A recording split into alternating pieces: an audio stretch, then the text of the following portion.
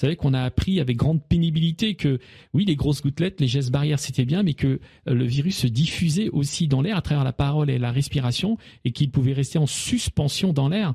Donc il y a plein de choses qu'on ne fait pas encore et peut-être qu'on aura l'occasion d'en parler. Donc oui, l'air, c'est un vrai combat. Moi, je suis arrivé dans un monde où on se posait pas la question, l'air, on respirait, c'était gratuit. Mais on va apprendre que maintenant l'air est en train de se transformer, il est en train de muter, pour employer un mot qui parle un peu, il se transforme, il est dégradé, il est altéré. Il est temps de considérer l'air comme une priorité pour nos vies. Les problèmes n'ont pas commencé avec le Covid. Donc c'est important de comprendre qu'il y a des problèmes de court terme. Actuellement, on est dans le court terme, on est dans le Covid-19, on est dans les SARS-CoV-2.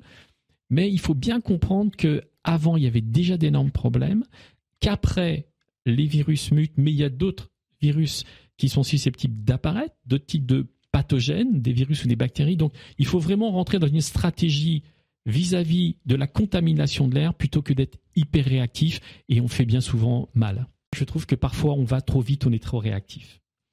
Parce qu'on n'a pas fait de prévention. Il faut se remettre dans une démarche de prévention.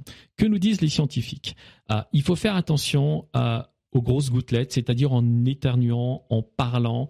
On a la transmission humaine, donc les gestes barrières, se tenir à 1 mètre. Bon, c'est très bien. On sait que ces grosses gouttelettes sont projetées. Mais aussi, on sait que les micro-gouttelettes... On dit 1 mètre chez nous, mais dans d'autres pays, ils disent 1,80 m, 2 mètres. Voilà, et il y en a d'autres qui disent beaucoup plus. Voilà. Bon. L'important, c'est de dire il faut garder une certaine distance et on le comprend facilement. Mais on a des scientifiques là, en 2020, qui ont fait une grande tribune pour dire qu'attention, les virus, les pathogènes, le Covid se transmet aussi dans l'air.